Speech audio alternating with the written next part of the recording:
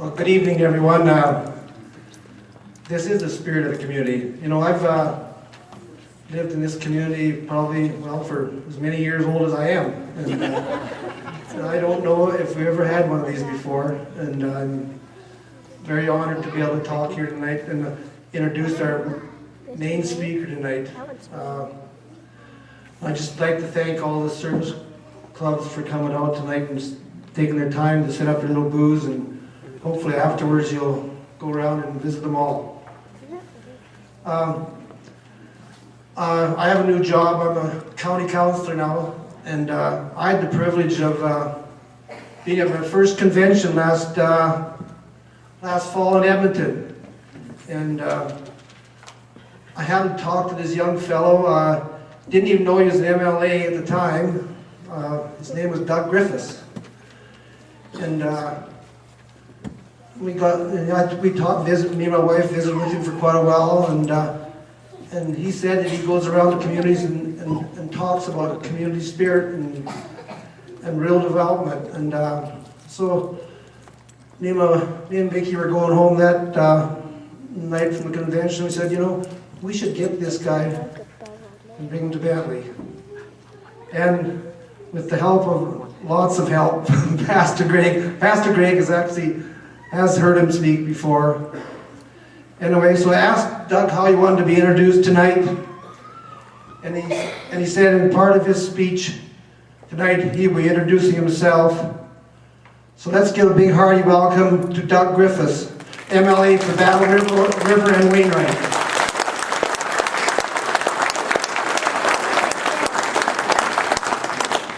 Well, thank you, Keith, and thank you, Pastor Greg, for inviting me here. Most of you apparently know me from being on The Week the Women Went, on the television show. That's not what I'm here to talk to you about. And I should clarify right now, for any of you who did see the show that saw the little poker game that never happened, the gentleman who came over to play when we tied the walkie-talkies together, his house is closer than my backyard. Like, he wasn't that far away, but they didn't show that on CBC, of course. I also have to apologize for wearing a suit. I don't like suits, but I had my new role, some meetings today where I had to wear a suit. So normally I try and dress down, so please don't think I'm going to start off by saying I'm here from government, I'm here to help. I don't have that sort of attitude. Now, for this speech, I call it 13 Ways to Kill a Community. And I'm going to give you a fair warning right now, just so you can identify yourselves. There are typically three types of people in the audience when I'm giving this speech. There are those who laugh, and you're welcome to laugh. There are some moments that are fairly funny. Quite frankly, if we can't laugh at some of the challenges we have big problems. There are those who look very serious and angry, as if they're saying, I know who he's talking about, and when I get home, I'm going to deal with them, which is fine too. And then there are the third group of people who spend most of the time sitting there with their arms crossed, looking at me as though I'm offending them, because they're the people I'm talking about. I'm going to offend you anyway. So talking about rural development, rural Alberta, I was going to introduce myself, a little background, so you understand why I'm here. I grew up on a farm in Coronation. We had 2,000 acres of seeded land, and we had 200 head of purebred Black Angus, and I grew up on the farm, and I have 2 university degrees. I have an honors degree in philosophy from the University of Alberta, and I have a teaching degree from the University of Alberta. So, I mean, I came along after the 50s, but I still remember that stuff. So maybe it's growing up in a small town and on a farm where we get that sort of experience. But when I was sitting in Castor, the town out where I'm from, the farm was in Coronation, I got a teaching job in Bymore, they're about an hour apart, Castor was right in the middle. I was sitting in the White Goose restaurant right across the street from a house I was going to buy. And I remember I wasn't sitting there looking at the house thinking, has it got a good foundation? Does it have a nice sized backyard? Is there enough room when I get married and have kids for me to raise a whole family here? I remember I was sitting there thinking, what happens if Bymore School closes and I have to go somewhere else to teach? What happens if Castor dries up and blows away and I have to go farther away to teach so I can still farm? And I realized that I needed to help do something, because as much as I've got 2 university degrees, the best education I ever got was growing up on the farm and in a small town. And I have a 2-year and 4-month-old son and another baby on the way August 24th. And I want them to be able to grow up with the same experiences I did and the same opportunities. So I started to volunteer, trying to get our communities all fired up. And the next thing I knew, our MLA retired and everybody said I should run. So I campaigned for the nomination on the need for rural development. And I campaigned in the election on the need for rural development, and I won on April 29th, 2002. And about 3 days after I won and got sworn in, Shirley McCollum phoned me. She was the Deputy Premier Minister of Agriculture. And I just found my office. I didn't even know my phone was hooked up yet, but it rang and I answered it and I said, "Hello, Doug Griffiths speaking." And she said, "Doug, it's Shirley here. I know you campaigned on the need for rural development, so from here on out, the success of rural Alberta is in your hands. Good luck, rookie." And she hung up the phone. You can ask her. That's exactly what she did. And while I stood there in shock for a few minutes thinking, what just happened? She phoned back laughing and explained to me I would be chair of the rural development strategy for the province. And I did it for 4 years. And I have to tell you, I've traveled the province for 4 years. There are 422 communities in rural Alberta. And I've been to 269 of them in those 4 years. The first time I went around and gathered what sort of opportunities and issues were out there. The second time I traveled around, the second year, I wrote a report on all the opportunities and the advantages, and the final rural development strategy with 72 recommendations that talk about healthcare, education, community infrastructure. We can't hear you. Maybe that's a sign. Am I done?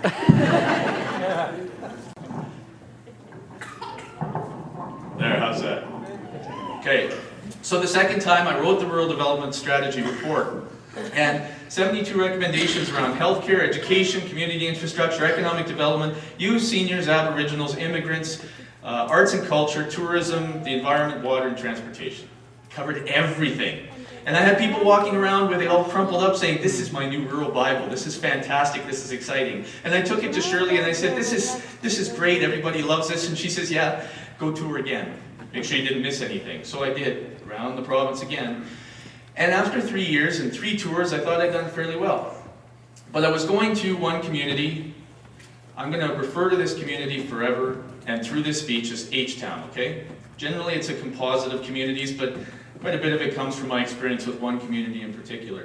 And I was going down there for the 4th time now to see these guys and explain to them all the things that they needed to do. And then it struck me it just wasn't registering with them. There's something missing. Every time I went down there and explained to them, I did the rural development presentation, they would pat me on the head and say, "Way to go, Doug, we're so proud of you." And then they missed the point that every time I gave the speech, I pointed, for the rural development strategy, I've said everybody has to work on this if rural Alberta is going to be successful.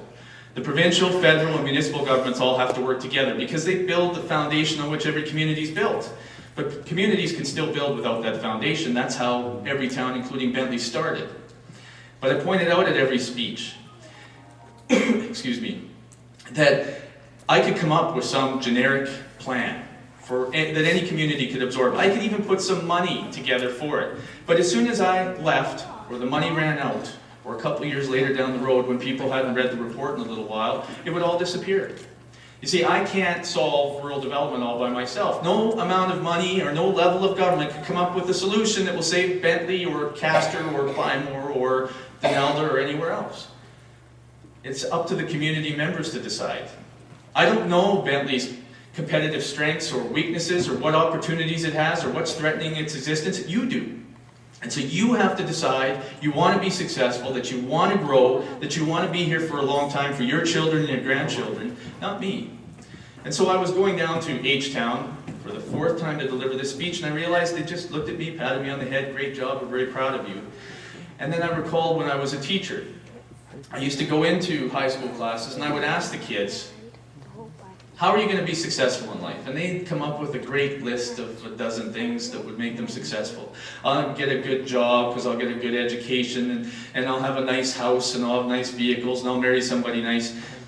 Who you marry determines 95% of your happiness. And I'm a very happy man. Please tell my wife. And they go through the list, and then after we were done, they'd sort of leave and say, "Thank you very much, Mr. Griffiths," and pat me on the head. And I realized nothing changed for them. Not one thing changed. Their attitude didn't change. So I started to go into those classes, and it worked the very first time. And I would ask them, those high school students, Name me 10 ways that you would ruin your life.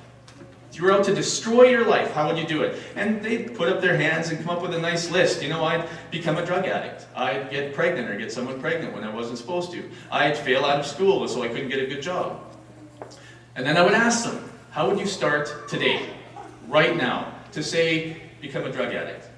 And somebody would put up their hand sheepishly, and they'd say, well, I'd smoke a joint. And then 2 kids in the class would turn red because that's what they'd done that weekend. I'd ask them, how would you get pregnant or get someone pregnant? And they'd all turn red from embarrassment. I'd ask them, how would you fail out of school so you wouldn't get a good job? And somebody would put up their hand and say, I'd fail the math test tomorrow. And then they'd all look nervous, like, are you done? I gotta go study. You see, most of our greatest goals and ambitions, personally, for our family, for our community, we all have them. But they get undermined day to day with things that we do that we don't realize set a course for destroying those goals, those dreams, those ambitions. So on my way to this community, I started to write down what I knew they were doing and other communities were doing that were sabotaging all their plans to grow. And they never even occurred to them that they were sabotaging them. So here they are. There's 13 of them. Number 1, don't have good quality or quantity of water. It's the number 1 way you can ensure you'll kill your community. Now please keep in mind, you don't have to do all 13. You only have to do 1 of them, and you can very easily kill your community. Don't have good quality or quantity of water. Now I said I've been to 269 communities out of the 422 in Alberta. I can almost assure you that you could blindfold me, take me into the town, set me down in the restaurant or a house, and get me a glass of water from the tap. And I can almost bet you when you take the blindfold off, if it's good, clear water, it tastes good, it smells good, it's just good quality water, I will walk out of that house and I will see new subdivisions, new businesses, a bright, alive Main Street with colored buildings or with communities in bloom. You'll see a town that's starting to turn vibrant. But if I take off the blindfold and that water is yellow or dingy or has a bad smell or a bad taste or bad odor or anything like that, then I will walk out and I will almost assuredly see small little houses for sale or boarded up, old businesses boarded up, empty buildings on Main Street, and dark, dingy, dusty, dirty streets. It's not hard to figure out. People demand good quality water. They're not usually very vocal about it. I mean, you'll hear people screaming about it all the time. But if you don't believe me, go sit in your gas station by the counter for half an hour. And you will hear everybody that comes in complain at the top of their lungs about paying $1.20 for a liter of gasoline. But they have no problem paying $3 for a 500 milliliter bottle of water. People want good quality water. They don't like it when they walk into a house and they see yellow stains down the sink or the tub, or they turn on the tap and hear this as it spits out gas before the water ever comes. People are silent about it, but they want quality water. And quantity, we know, is critical. It's important to a community's success. I mean, I grew up on a farm. I still plan on going back to farming someday if this job ever lets me go. And most farmers will tell you if you could cancel out evaporation, and they could put the water on when they want. They'd only need about that much water, and they could grow you just about anything that you want. But it doesn't work that way. It doesn't rain. You can't grow anything. My dad always used to complain that he'd buy crop insurance, and he'd put on the fertilizer, and he'd manage everything right, and get the sun, and it wouldn't rain, and then they'd dock him on the insurance, which is the whole reason why you buy the insurance. Water. You can't grow anything. You can't do value-added agriculture without water. You can't do industrial development without water. In fact, there are 20 communities in Alberta right now that can't grow in size because they can't supply water to the homes. You can't do anything without water. There's a little study the province did. It's getting old now, it's 8 or 10 years old, but I saw it when I first got elected, and it was fascinating because it compared the east side of the province where I'm from to the southern part of the province where the irrigation districts are, before there was irrigation. Almost identical circumstances. Same size of farms, the farms are getting larger, less labor, lower value crops. It was just hard economic times. Now, then it compared, now where there's irrigation to the east side of the province where there isn't. And you know what? The farms in the irrigation districts are smaller with less land, higher value crops, more labor intensive, hiring more employees, and there's more value added commodities being produced off those farms and from the industries that have now surrounded those farms. And it's more successful, more profitable. And in fact, there's a little section on the report that that had a bonus that nobody foresaw. They never noticed or never realized that by bringing water there, just the presence of water in the trenches and the lakes and stuff where they store it, has now drastically increased the amount of tourism in the area. Drastically increased it. In fact, they think because of the irrigation districts and the way things are going, within a decade, the economic boom from tourism, because of the water being there, will outstrip the economic boom to agriculture because of the presence of the water. That's how critical water is. So if you want to be sure to kill your community, make sure you don't have good quantity or quality of water. Number 2, don't attract business, especially any business that will compete with an existing business. I did a little informal study comparing communities of between 1,000 and 1,500 people. And there are lots of them out there that had one grocery store, and there were lots that had 2 grocery stores. And every time I went into one of those grocery stores where they just had one in town, the grocery store owner always told me, it's rough, it's hard to make a living. We don't need another grocery store because I can barely feed my family, it's really hard. But it was interesting because every community of the same size that had 2 grocery stores, the business owners always said, things are going well, I'm doing fine. It seems counterintuitive, doesn't it? That if one grocery store has 1,500 people as a market, they'd be doing much better than 2 grocery stores that had to split 1,500 people.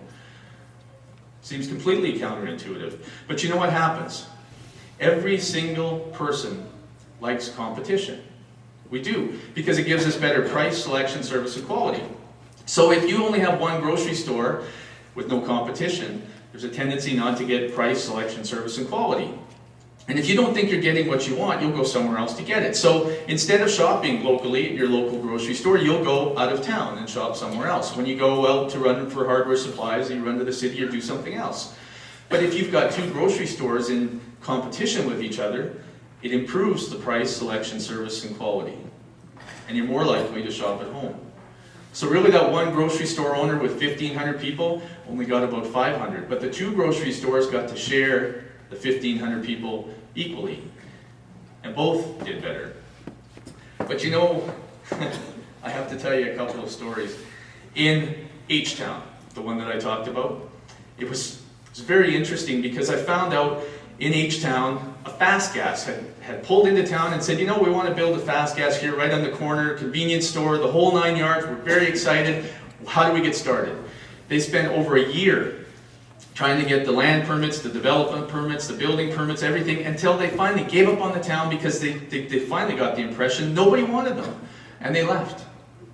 It was very interesting to me to find out that the mayor of the town at that time owned the Shell station across the street from where they wanted to build, and didn't want the competition. But likewise, in H-Town, there was a bumper-to-bumper that came in, had the same challenges. They wanted to build, they were really excited, things were going to be great, heavy oil industry town, there's a bunch of opportunities, it's going to be exciting. Couldn't get the development permits, couldn't get the cooperation from the town, couldn't do anything. So they went 20 miles down the road to the neighboring town and built there. Then I found out the mayor of the town was the manager of Ackland's and didn't want the competition. Same town.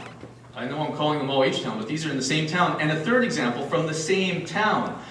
The town secretary admitted to me after she'd retired that she had welders come in all the time. It's a heavy oil industry town. And then she had welders coming in all the time saying, we need some commercial property, I want to build a shop, we're going to hire a bunch of people, this is going to be great. And every time she said, sorry, we don't have any commercial property left, we don't need any, there's not enough industry here, everything's shutting down, it's all slow. Her husband was a welder. She didn't want the competition. Now we all like competition because it gives us, like I said, price, selection, service, and quality. Unless we're the ones being competed against. And then it's very easy for anybody in power or control to stop or turn away any businesses that might compete, not realizing, like the grocery store owner, that the more competition you have, the more money stays in town or comes to town instead of leaving. So, if you want to ensure failure, don't attract any businesses, especially ones that will compete.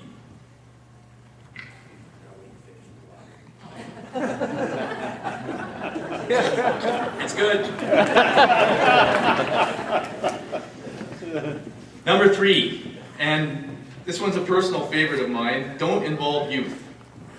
Now I've got to confess to you, I'm 35. This is my 3rd term as an MLA. And lots of people look at me and ask me, what, were you elected when you were 17? I looked 17 when I first got elected. I still remember being in a seniors lodge that invited me when I was campaigning to come over, and I spent 20 minutes talking to a very wonderful lady until she finally leaned over, smiled, patted me on the knee and said, "Are you old enough to vote?" Every time I go in there now, she still says, "I voted for you." But now I look 35. The job ages you fast. But you know what? Youth have energy and ideas, and they're great volunteers in your community. In fact, they're the future of your community. There's a young lady who used to speak. They usually lined her up to speak before me, and she just talks about youth. I don't know if she still does it anymore. Her name's Shauna Wallace. But she's been around and talked about youth and how to engage them. And she said she was always astounded when she went and talked to anybody in the community about how easily it was for them to sort of shrug their shoulders and say, well, there's not much for opportunity for the youth in this community. Or shrug their shoulders and say the youth are leaving our community. And just passive, shrug their shoulders.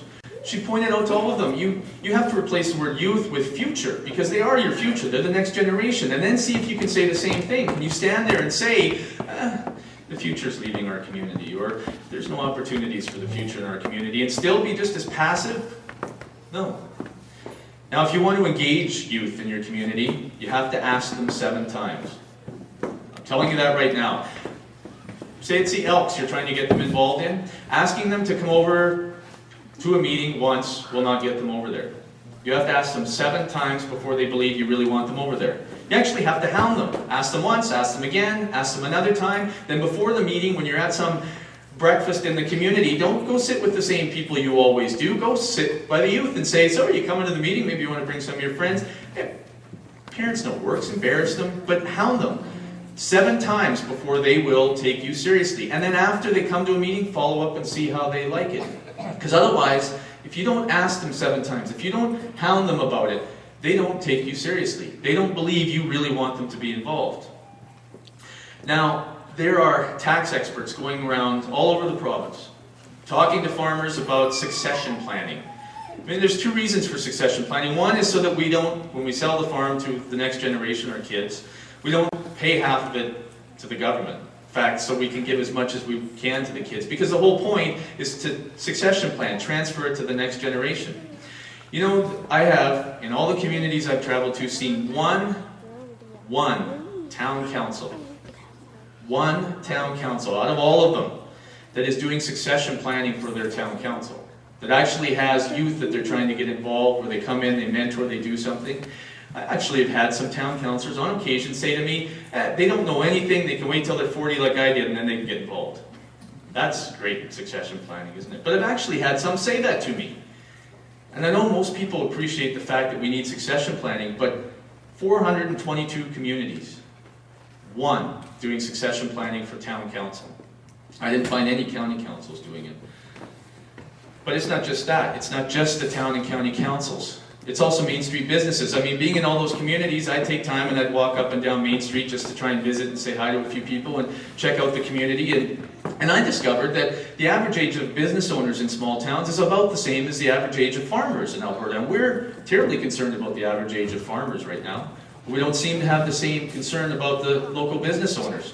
I'd ask them, what are you going to do when you retire? And they'd smile and say a little more golfing, maybe on the beach in Mexico. I'd say, no, I mean your business. What are you going to do with it? And almost every single one screwed up their brow and looked at me like, what do you mean? I was going to lock the doors. Instead of looking for somebody to take it over or something else to do. I mean, we have work experience classes in all of our schools. I did work experience grade 10, 11, and 12. And you know what? From that work experience, I am the best damn floor sweeper this province has ever seen. Because that's what I did for 3 years at the seed cleaning plant. I asked, how does it operate? What do I do? Show me some things. Show me the book. Show me how to do finances. Show me something. Are you done sweeping the floor yet? That's what I got. There's a town.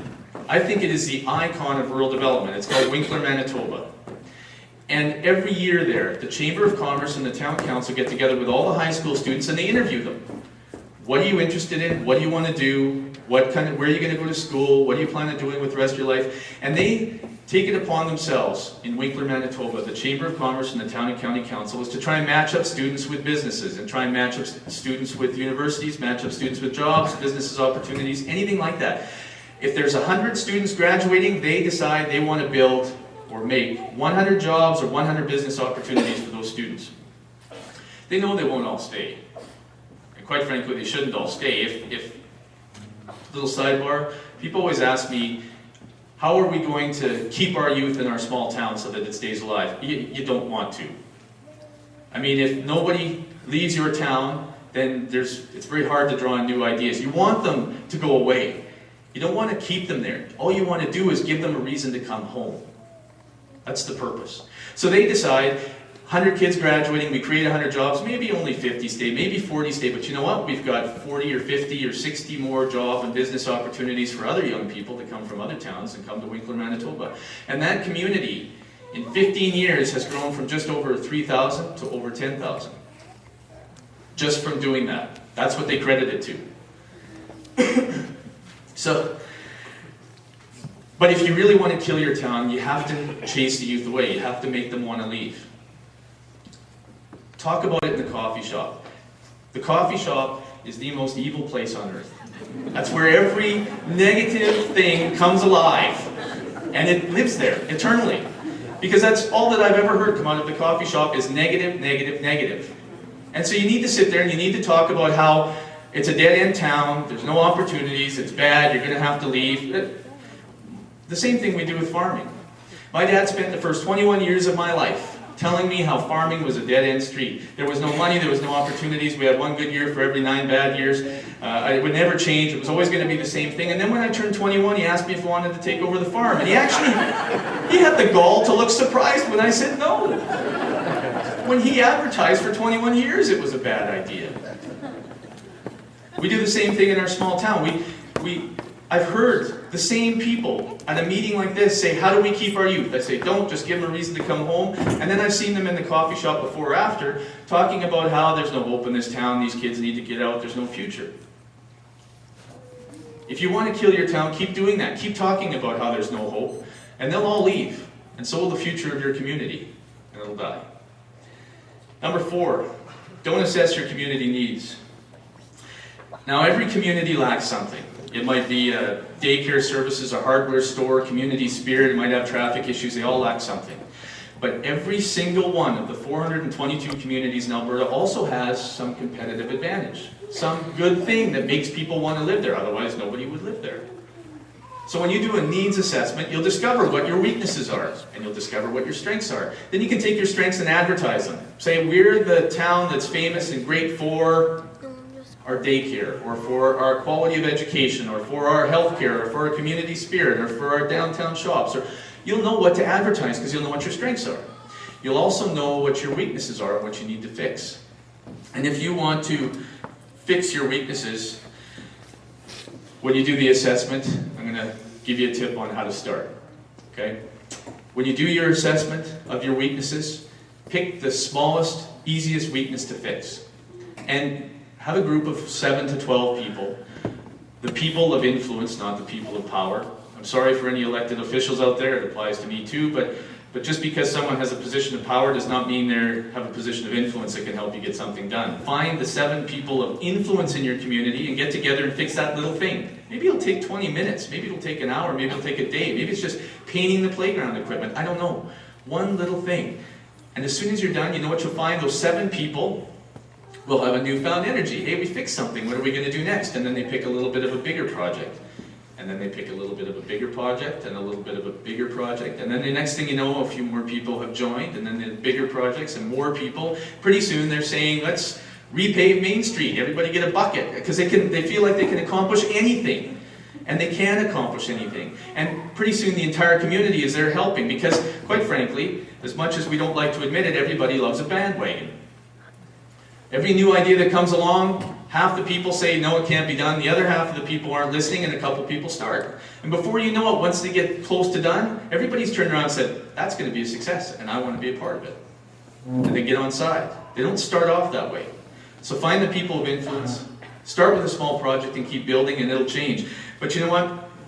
If you want to ensure the failure of your community, don't assess your needs. Don't find out what your strengths are, or find out what your weaknesses are, and then you can go about doing the same thing. Never changing the state of your community, and you'll be assured failure. Number 5, shop elsewhere. Now, I really like this one. In the Chambers of Commerce, always say shop locally. I mean, we know how important it is. You've got to shop locally. It's an economic principle that drives it, because every dollar spent locally touches 7 other hands before it leaves town.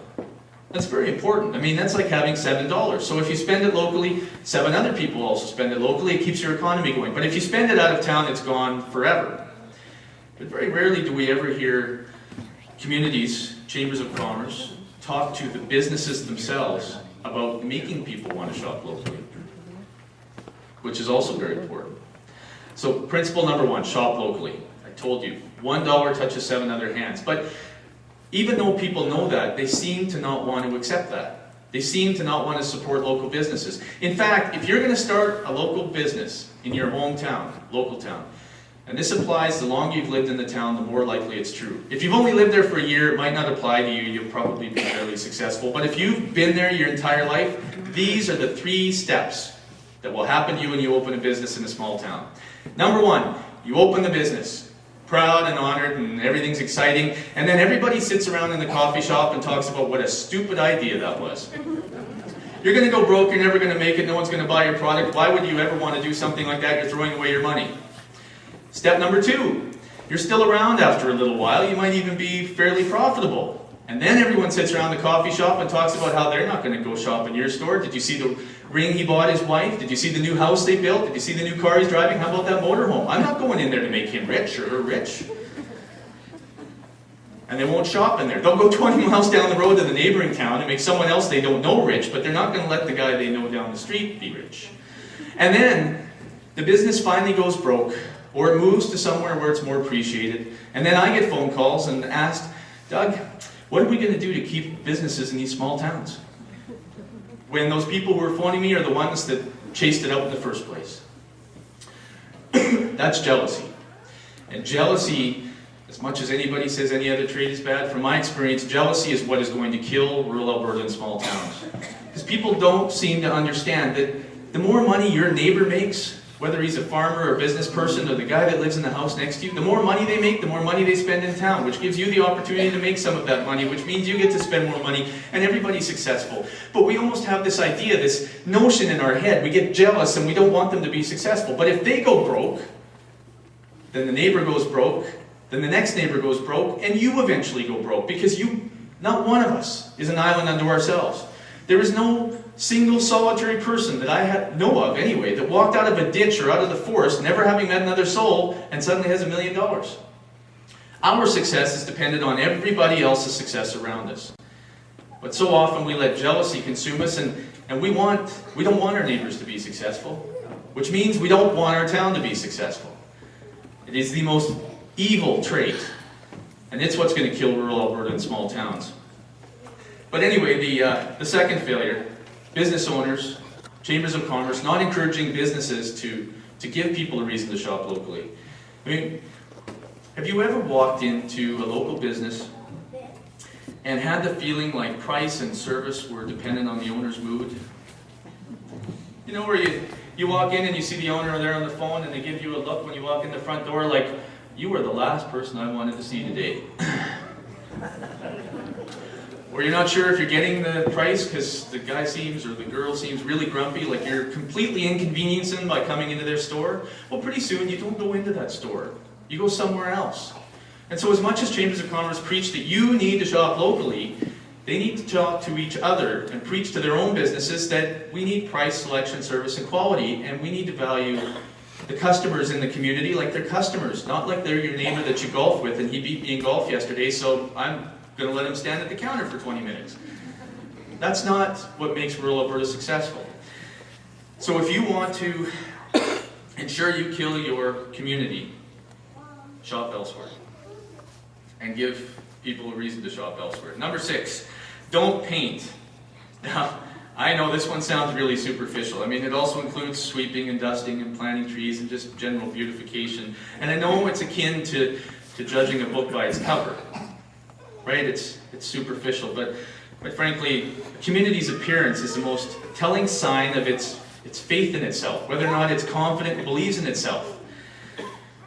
Look, it's human nature to be drawn to attractiveness. We always talk about how superficial it is and we should find the inner person and stuff. BS. You want to find a nice inner person who's also attractive, but quite frankly, it's not us being superficial. Take a cheetah. Female cheetah walking through the jungle sees two male cheetahs, one strong and good fur and clean and healthy, and the other one looks sickly. Which one do you think she's going to be attracted to? The aesthetically pleasing one, the healthy one, because it'll be a good provider and a good spouse. So this isn't just some superficial thing that we have. This is inbred in our genetic nature. We want to be surrounded by aesthetically pleasing people and vehicles and houses and communities. That's what we want. It's a sign of health. So it's not something that's just superficial. Now, you go into a community, I've been into some, where the main streets are run down and they have paint peeling off the walls and lino turning up in the store and the sidewalks are cracked and it's dusty and dirty, and I'll bet you I could pick a few communities that I've seen in this province where I could pluck someone out of Chicago, put them in a vehicle in one of our small towns, and they'd roll up the windows and race through because they feel like they're going to get shot because it reminds them of some awful places in Chicago. The Bay. My wife told me this about the Bay and Zellers. They're both owned by the same group, right, the Bay? But she pointed out to me when I was giving this speech once that it was a good example. She said, the Bay and the Zellers, half the products on the shelves are the same because they're owned by the same company. But she said when you go into the Zellers, it's lino on the floor and the people wear their suits and uniforms like this, and it's hard to get service, and the shelves aren't stacked nicely, and there's no music, and it's not very nice. But you go into the Bay, and they've got a nice carpet, and everything's clean, and everything smells nice, and they're playing nice music, and wonderful ladies come up and say, "Can I help you, son, with something?" And it's just more aesthetically pleasing. And people will go into the Bay and buy the same product they can get at the Zellers and pay twice as much, but that's because they want to shop at the Bay. We want to be in nice, attractive, aesthetically pleasing places. One more example. This is also referred to as curb appeal. A real estate guy told me this. He says it's so simple. And I didn't realize it until my wife and I went house shopping in Hardesty. And I discovered that I had to pick the house. Because when we walked into some houses, we pull up, the lawn hadn't been mowed, it had been for sale for a while, and a little bit of paint peeling off the house. But you go in and it's really nice. Just needs a coat of paint and everything's wonderful, right? She didn't like it one bit. And she said, before we got out of the car, "I don't like this place." But we pulled up to some places, the lawn's mowed, everything's painted up nice, the walls are painted. She would go in and say, "Oh, I love it. All we got to do is take out that wall and move that wall." She wanted to redesign the whole thing. But curb appeal, that first impression was, "I like this place. It looked clean, new, and fresh." It's curb appeal. That's why real estate people will tell you if you're going to sell your house, don't redo the walls. Don't just throw some paint and mow the lawn and plant a few flowers, and your price will go up. People will like it. First impressions are critical. Now, I want to read you something I wrote. I can't say it as well as I can read it, so I'm just going to read it to you. Of course, failure will take more than that, just not painting. It will take a concerted effort to turn your town ugly. And of course, that will only create the facade of failure. It will only create the illusion that your town is dying. And in essence, it will only put an ugly cover on your book. With patience, however, no one will pick up that book to read. No one will be attracted to your community, and eventually that illusion of failure will become a reality. Number 7, don't cooperate. Now, we all know that cooperation is essential for anything to be a success. I don't care if it's your sports team, or your marriage, or your business, or your friendship, you have to have cooperation. It's the only way it works. And some of you may have even experienced cooperation to the point they call synergy, where 2 or 3 or 4 of you work together and you get the work of twice as many done, amazingly, because you just have this synergy that just gels and it seems extra powerful. Well, if you want to destroy your community, don't cooperate. Just refuse to meaningfully cooperate with any other organization or business or agency or board or a neighboring community. Just refuse. Come and ask you want to help us, we're going to build a community hall. No, not interested. Community comes and says, we're going to attract a few businesses here, you want to get involved? No, not interested. Of course, that's really passive. And they may be successful anyway. You may see the neighboring community or other community organizations be successful. They probably don't need you anyway. So if you really want to make sure you help your community fail, don't just not cooperate, compete with them. Really go into competition with them. I mean, compete for the same volunteers and the same grants and the same funds and the same whatever. Compete with them so that both of you wind up with half the resources you need and neither of you can be successful. In fact, in H-Town, it's a perfect example. They wanted to build a town hall. Well, they, meaning 3 different organizations. We actually had the Elks, the Legion, another one in the town. There were 3 or 4 different organizations, and they competed. They all applied for the same grants. They worked the same volunteers. They competed so fiercely that 2 of the organizations tried to have hall fundraising suppers on the same night. That's how much they refused to work together. And it was successful because nobody came to either of them. The community finally said, forget it, get on the same page. For 10 years they fought and competed against each other until they finally came together, acquiesced. 2 of them did anyway, and the other one went defunct. And they built a hall. It took a couple of years, but they finally were successful. But of course, you cannot cooperate, it's passive. You can compete, that's aggressive, but you can be much more devious than that. Don't just compete, but actually say, you know, this is a really good idea, I want to get involved. I really want to help. In fact, I'll lead the project. And then when everyone comes to you with ideas, how they're going to fundraise, where they're going to get the resources, who needs volunteers, pulls all that stuff together, slowly and subtly suck the life out of them. You know, we're going to have a volunteer fundraising event on this night. No, it'll never work. The farmers don't have any money. Nobody's got any money this time. It'll never happen. We might as well just forget that. And every time they bring you a new idea, slowly shoot it down. But don't do it like you're me. Do it like you're trying to save them from embarrassment. And pretty soon, you will have sucked every bit of life out of all of those volunteers. And if you're lucky, they may even come to you and say, you know what, we're so thankful you talked us out of this because this would have been a disaster. And they might name a day after you. I've seen it happen. So if you want to ensure that you kill your community, either don't cooperate, get more aggressive and compete, or become devious and undermine all of their energies and take all of their enthusiasm for the project away from them, and then you can ensure it'll be a failure and your community will die. Number 8, live in the past. Oh, every time I go to any meeting, anywhere I go, I always meet somebody who pervades this attitude, living in the past. It never fails, and probably tonight somebody will come up after and pervade the past. They do it in one of 2 ways. Regardless, they always focus on the past. They always dwell on the past. They always pull everything to the past. They're either, and they do it in one of 2 ways. They either talk about the good old days, the glory days, the way things were, and nothing that's ever going to happen in the future is ever going to be good. We need to go back to the way things were. Always. Or they do it this way. They find some injustice, some wrong, some problem, something, and we will never be allowed to move forward until that wrong has been rectified. I've heard people in meetings actually say, I'm not working with him. You know what his grandpa did to my grandpa back in 1904? I've heard that before. Or I was at a meeting 4 years ago with about 30 people doing the first rural development strategy, laying everything out. We're very excited. And I had a guy stand up and say, nothing will ever get done in rural Alberta until we fix the electricity prices. And I thought, right, I understand. There's no point talking about schools or healthcare, community infrastructure, or attracting businesses, or keeping our youth, or talking about youth, seniors, Aboriginal affairs, arts and culture. Just forget it all until we fix the electricity prices. And you know what? If we fix the electricity prices, he still would have had something else we had to fix before we could move on. Both those groups, whether they talk about the glory of the past or some problem in the past that needs to be rectified, their entire purpose is to get you to look to the past instead of looking to the future. Because as long as you're looking backwards, you have no idea where you're going. So if you want to make sure that you fail,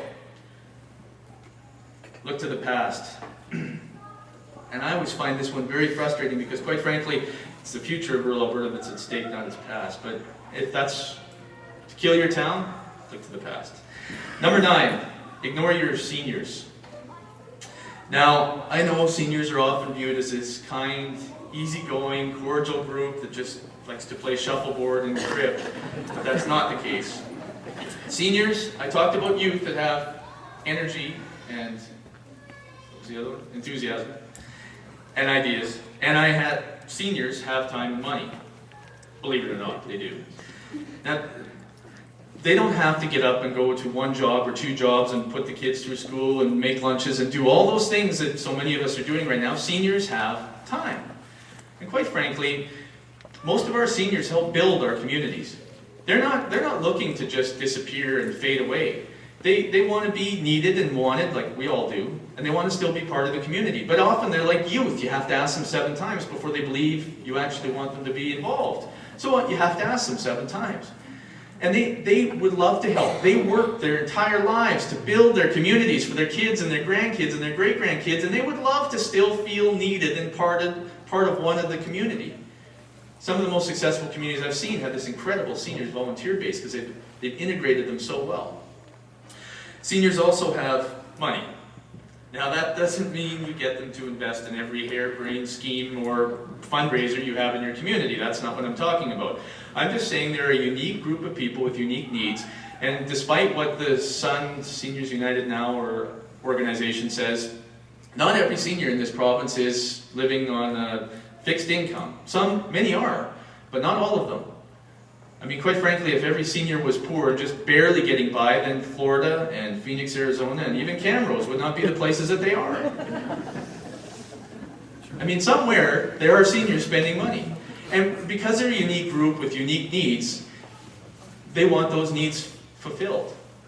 They're not this group that wants to be put in some seniors condo complex or assisted living at the end of town and play shuffleboard and crib until they die.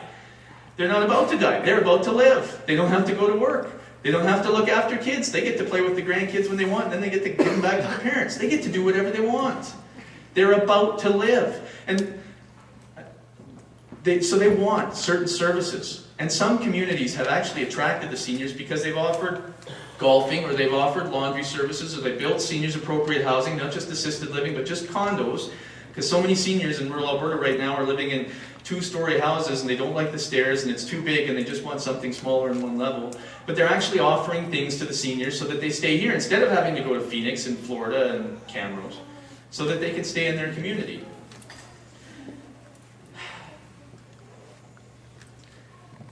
So if you want to kill your community, you can warehouse them in some seniors facility just on the edge of town and just let them play shuffleboard and crib, and don't invite them to do anything. But you have to be careful, because once in a while they'll sneak out and get involved in something in the community. So if you really want to get rid of them, don't even build the appropriate housing, let them move out of town, and then you don't have to worry about them anymore.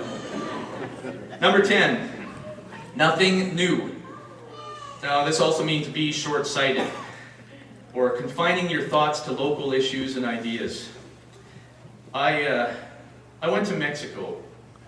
First year I got elected, my folks were giving me a hard time. I'd been 8 or 9 months, and they said I looked kind of tired. I needed a holiday. I hadn't been anywhere. I just worked constantly. And they said, if you don't book yourself your own trip, you're coming with us to Mexico. And I thought, yeah, that'll be fun. My folks and all of their friends.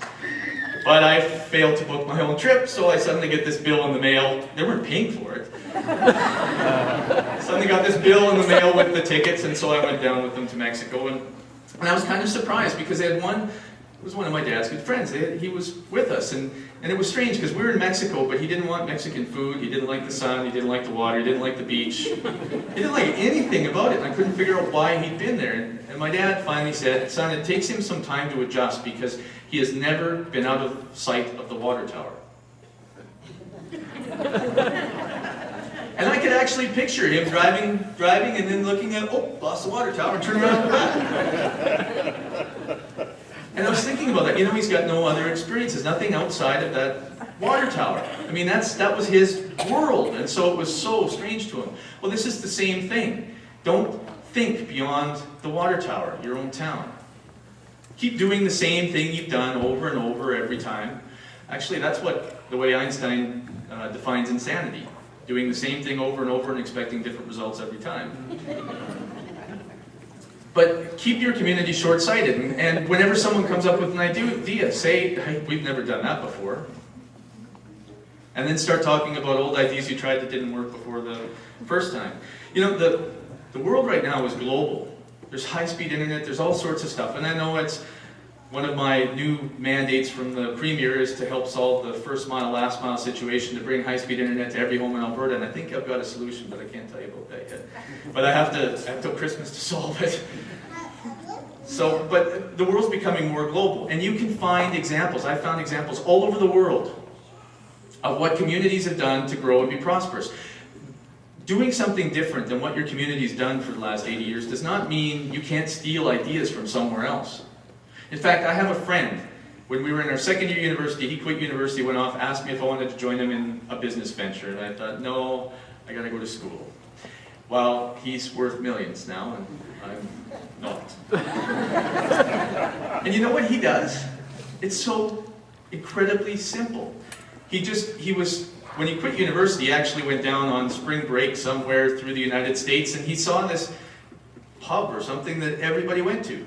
And it was packed, and he thought it wasn't just spring break, it was always packed. So he came up and he opened one. The same business, but he put his name in the headlines, and he made a fortune. And now all he does is go somewhere in the United States, he looks for a place he wants to start a business, maybe like Bentley.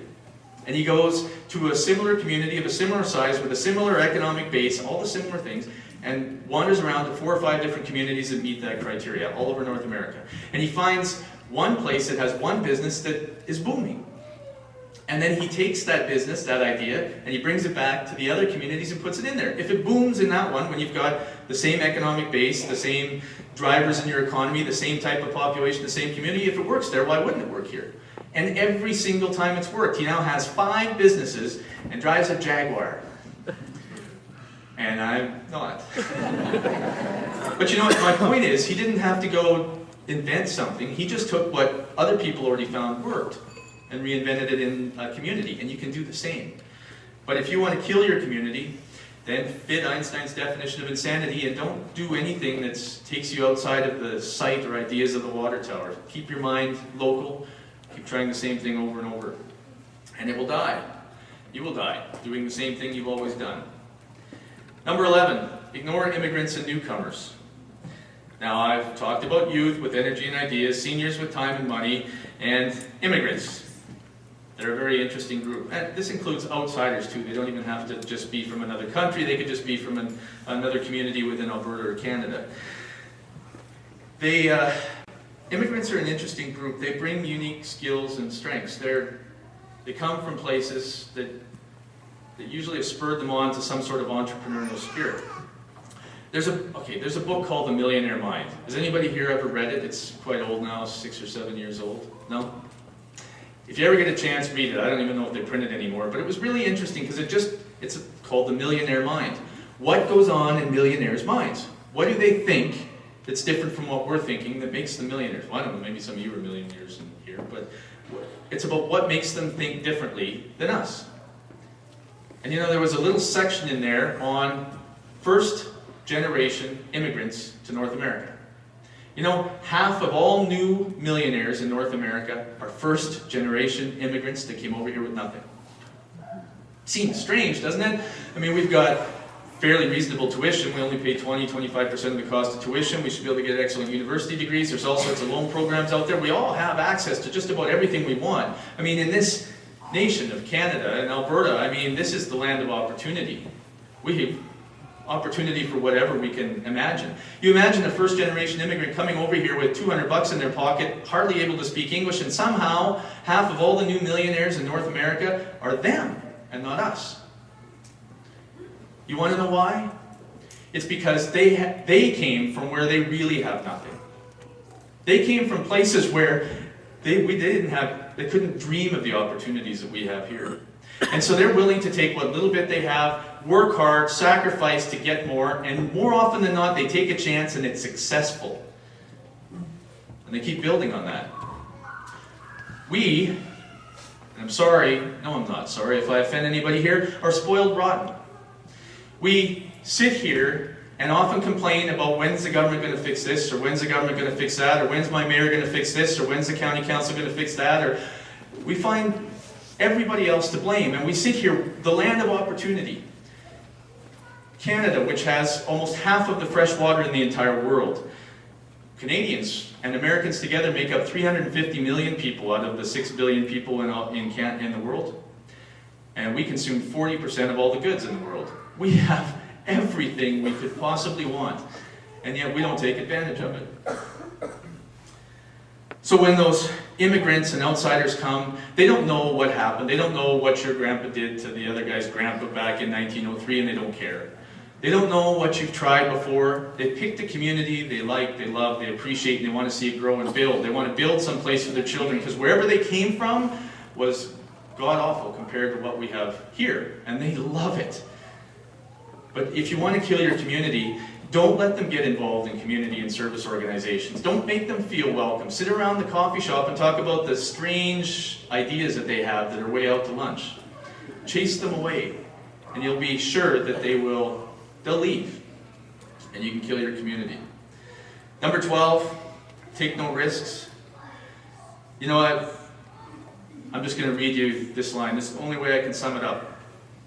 Every great and wonderful invention, every discovery, every idea, every change in the course of human history, whether globally or locally, originated in and by someone who was ready to take a risk.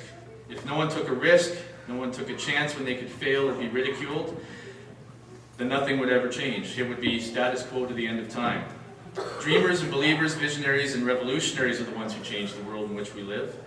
And though often they're ridiculed and resented because everyone hates change, they persevere and more often than not make things better.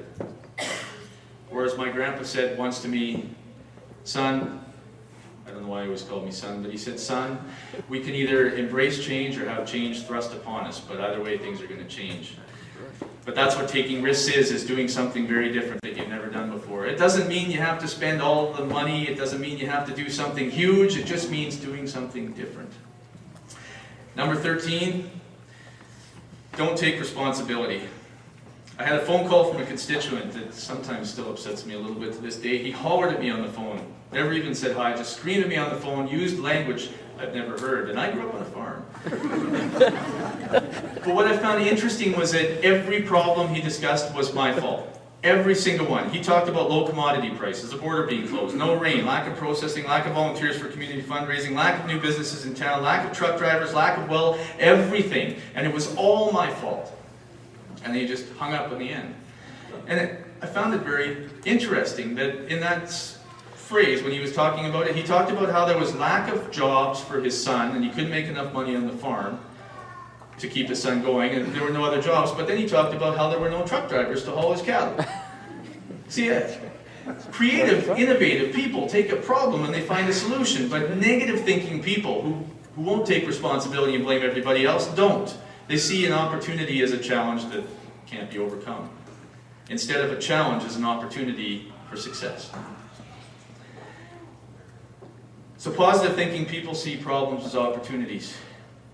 But if you want your community to die, you have to be a negative thinking person that sees every opportunity as a new challenge that is defeat at the beginning.